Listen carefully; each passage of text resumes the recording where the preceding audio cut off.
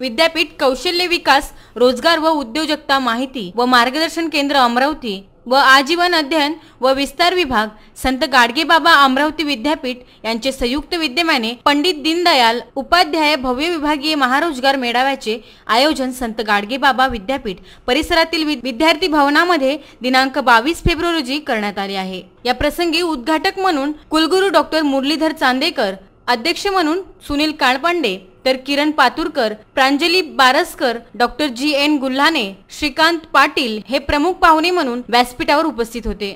शासनाच्या रोजगार व स्वयंरोजगाराच्या धोरणांची प्रभावीरित्या अंमलबजावणी करण्याच्या दृष्टीने सुशिक्षित उमेदवारांना रोजगार उपलब्ध करून देण्यासाठी नामांकित कंपनीतील नियुक्त कारखानदार व इच्छुक उमेदवारांचे एकत्रित रोजगार मेळावे आयोजित करण्याचे शासनाचे धोरण आहे। रेमंड टेक्नोक्रॉप, भारतीय जीवन विमा, क्विक इंडिया, डेक्कन मॅनेजमेंट इत्यादी नामांकित कंपन्यांमध्ये रिक्त पदे, शैक्षणिक पात्रता, वयोमर्यादा व वेतन यांची सविस्तर माहिती या मेळाव्यामध्ये देण्यात आली। उमेदवारांची ऑनलाईन नोंदणी व ऑफलाईन नोंदणी करण्यात आली। या मेळाव्याला हजारो बेरोजगार उमेदवार उपस्थित होते।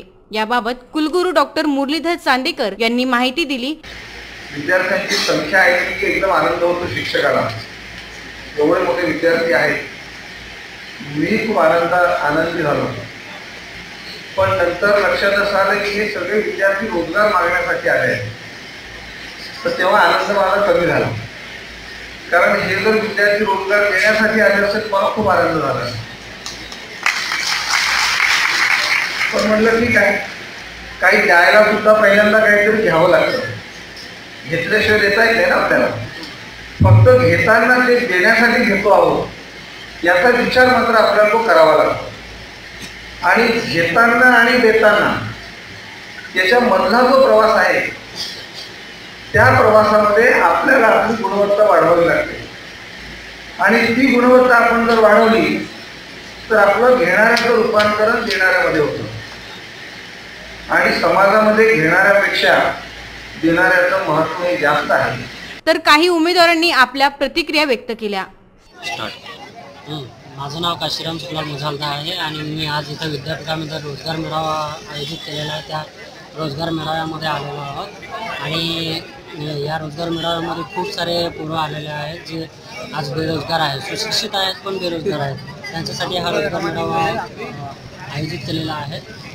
मी 2 ठिकाणी अप्लाय केलेला आहे। एक आहे ई-क्लास एज्युकेशन सिस्टीम अमरावतीच्या याच्यामध्ये आणि दुसरं भारतीय जीवन विमा निगम म्हणून आहे त्याच्यामध्ये।